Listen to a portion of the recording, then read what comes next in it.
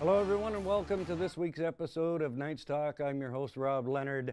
The Knights of Meaford had 3 games this past week, starting Thursday night at home to the Fergus Force. Fergus wasn't much of a force. Let's take a look at the highlights from that one.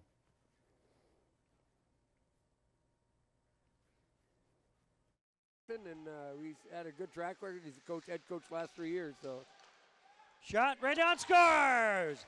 Number 27, Hampus Wall. Here's the Knights. Passed in front, comes back to Will Vernon. Vernon fires. That's high. He scores! Was that touched by Hyman? I don't think so. Lenkowski, the deep defense, got involved in that. Shot right on. Oh, wide open, scores! Graham Gemmell was hung out to dry on that one. Good clean check by, picked off. Here's Hampus Wall, scores! Can he get it out? No, he cannot. And now he does here, and here's a breakaway. Number 15, Justin Brayton, shot, scores! What a nice goal! Puck comes back now, the Knights setting up. Nice play by Callum Queen, and shot, scores! Off the rebound, was that? He finds Pereira wide open on the far side. Pereira for Hyndman, scores! Oh, what a nice play. Pereira fired that puck right out in front. Nice pass right on the stick. Really start to get confidence in themselves and what they can do. Meaford's got to think about that. They've got a good team. Hampus Wall takes his man into the boards. Tichborne plays it across. Hooper shot, scores! What an absolute snipe by David Hooper. It doesn't take much if you have a game like that, but Graham Gemmell just robbed the force forward as he had a shot, went right off the toe. There's a deflected in off of David Hooper's stick. Willie Vernon. That penalty is over. Here's Skylar Robertson. Oh. Scores! Mitch Bolduc. What a snipe by Mitch Bolduc. Here's the buzzer. The Knights win this one by a score of 7-3. The Knights beat the Fergus Force on Thursday night by a score of 7-3. Hampus Wall with the pair. Singles going to Will Vernon, Jeff Hyndman, Chase Lewis, David Hooper, Mitch Bolduc. And jokingly, I said to David Hooper after the game, you got 2 goals. He said, no, I only got 1. You kind of put 1 in your own net. He didn't talk to me much after that one. So anyway, just kidding, Dave. And this would end a 5-game losing streak for the Knights and start a 3-game winning streak. And on Saturday night, at home again against the Bradford Rattlers, a huge win at home against the Bradford Rattlers by a score of 6-4. Chase Lewis would score a pair in that one. Callum Queenan, Owen Tichborne, Mitch Bolduc, and Jason Stone would score singles. That's a huge win for the Knights. They've been struggling a little bit against the teams above them, but they're right in it with that victory against the Rattlers on Saturday night. So Graham Gemmell, 43 shots in that game, was the first star. Justin Pereira chipped in with 3 assists. Let's move now to November the 19th. That was Sunday night. The league site says that the score was 12-4 for Meaford. The score was actually 15-4 for Meaford. A lot of stories behind that one, but Callum Queenan had actually scored a hat trick in that game, and for some reason his 3rd goal was taken away from him in the 3rd period. Callum, you got your hat trick, your first GHMHL junior A hockey hat trick, not taking that away from you. Connor Long would also score a pair in that game. We got Connor Long coming up later on in Meet the Knights. And newcomer Tyler Sager would make 41 stops in that game against Fergus. And by all accounts, and what we're hearing is that Fergus may be finished for the season. Haven't heard anything official yet at this point, but it would seem that Fergus season is done, whether they folded or if it's going to be a leave of absence for the rest of the year, such as Wyerton did this year. Let's take a look at the league standings now. Take a look on top. Temiskaming currently on a 13-game winning streak. These guys are on fire right now, but only 2 points ahead of Almagwin. Almagwin, I believe, has a 5-game win streak going. The Rattlers dropped down to third with that loss to the Knights. Look at the Knights sitting number 4 with a record of 12 wins, 5 losses, and 3 ties. The best start in franchise history for the Knights, and gotta love it, they're sitting above the New Tech Civics. Taking a look down the list, Ville Marie, pretty tight there between spots 1 and 6, but this has been a real battle for pretty much the first half of this season. If we can take a look now at the Knights' leading scorers. Again, tight. Again, Tyler Strutt's leading all season long, 17 goals, 14 assists, 31 points. Nico Walsh in second with 12 goals, 13 assists, 25 points. Eric Lowry, the big assist man, 18 points. Connor Long, he's going to be here later, having a great year, 22 points. And Callum Queenan getting very close to beating his total from all of last year. I think he's 1 point. Actually, you know what? He may have tied it because I gave him that extra goal here. But technically, he's 1 point behind of his point total for all of last year. So if we could take a look now at the league's leading scorers. Chris Hay has been leading the way all season long. Unbelievable numbers. He's averaging almost 4 points a game with 87 points. St. George, well represented as they have been all along. Well, they're down to only 4 players in the top 10.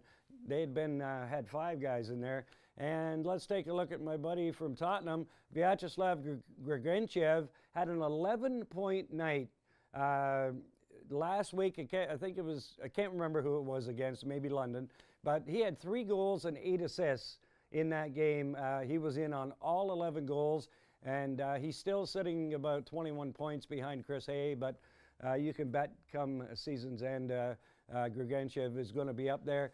No Meaford Knights in the top 10. That's because everybody on this team is scoring. They've got a ton of goals this year, but they've got 4 lines. They can roll those 4 lines, and that's the kind of depth that's going to carry you to a league championship at the end of the season. So that's my prediction. I bet, the guys have got to do it. Right? Meet the Knights. Time for Meet the Knights. We'll get these guys' opinion right here. Sitting next to me, Chase Lewis, one of the newest members of Meaford Knights. Yep. You come from all the way from North Carolina. Yep, long way. Yep. It's the first time in Canada for? No, I actually have been to Quebec for the Pee Wee International Tournament, but that's the only other time. So first time staying in Canada. So you haven't seen a whole lot of snow yet. I played in Minnesota. I played my junior hockey in Minnesota, so I've seen a fair amount, yeah. All right, and we've got the grandfather of the team here, Connor Long, at the age, are you 21 yet? No, I'm only 20. You're only 20 yet, but you're the granddaddy of the team here. Yeah. You've been here pretty much since the beginning, except for 1 year. Day one, yeah. I've had 2 half seasons and 3 full seasons. I guess it's my 3rd full season, so that would be putting me on my 5th year wearing the Knights jersey, so. So I'll ask you, you've been here just about every season with the Knights. How do you compare this team this year to the other teams that you've played on over the years? Just the atmosphere in the change room is a lot different. The guys gel a lot better this year. It's not a cliquey team. Everyone hangs out with each other. Everyone's going for meals together, getting up, doing stuff together throughout the day. So that definitely helps us win games, and practice is a lot easier when the guys like each other. Oh yeah, it makes life 100% easier for the coaches and everybody involved. Exactly. I mean, it's almost impossible to get everybody to get along, but if you've got the majority of the team, as you said, spending that time together and everything, and everybody's having a good time, sure makes the job a lot easier. Yeah, it's nice. Yeah.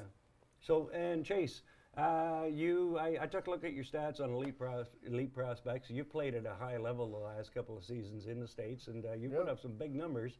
You're averaging a point a game right now. So. Yep, so I had a good start. Not too bad. Just trying to get comfortable, trying to get used to playing with Callum and Struts, both really good players, but we'll get our chemistry going, and I'm sure keep lighting it up. But so far, so good. Can't complain. How would you compare the GHMHL to other leagues that you've played in?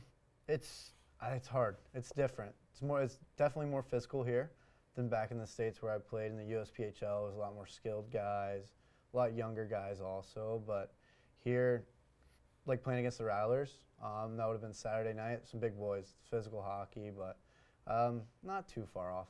not a huge difference, so not too bad. And like you say, once you get yourself acclimated to it, it'll make life a lot easier. Absolutely, But absolutely. But you've already shown us on the 4 goals that you've scored Yep. so far that you definitely know how to find the net. So Yep. yeah. So back to Connor again. So again, you've been here since day one, and you see the team change over the years. And you're a Meaford boy. Yeah.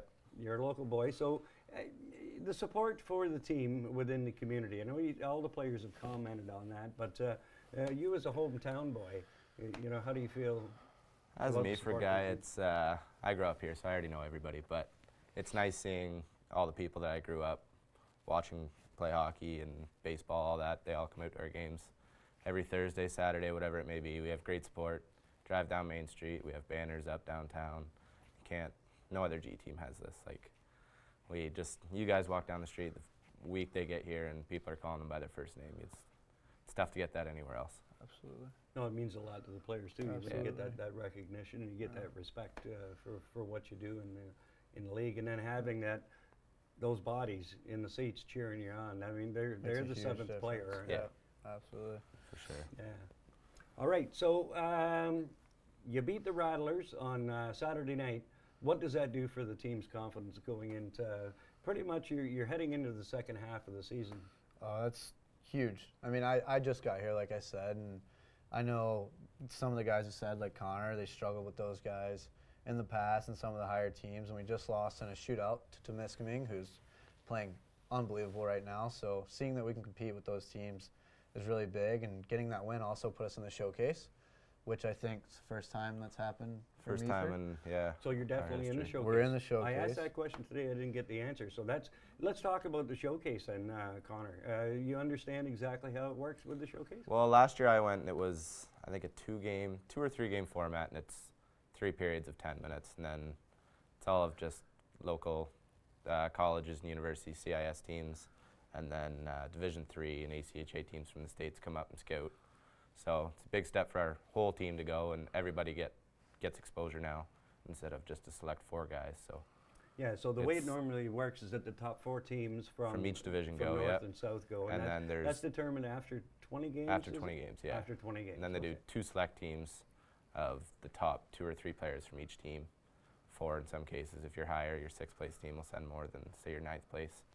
But it's nice that our team finally made it as a group this year and not individuals.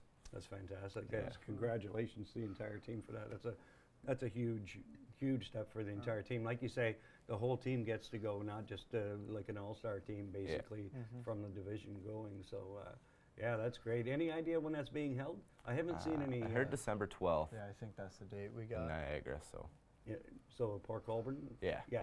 Okay, they're hosted. Yeah, they host it every year, do they not? I think so, Yeah, yeah. they're the closest team to the border, so I guess. Makes sense for the American so- schools that are coming up. Well, good luck to everybody in that game. Hope you Yeah. get some attention. Should be and fun.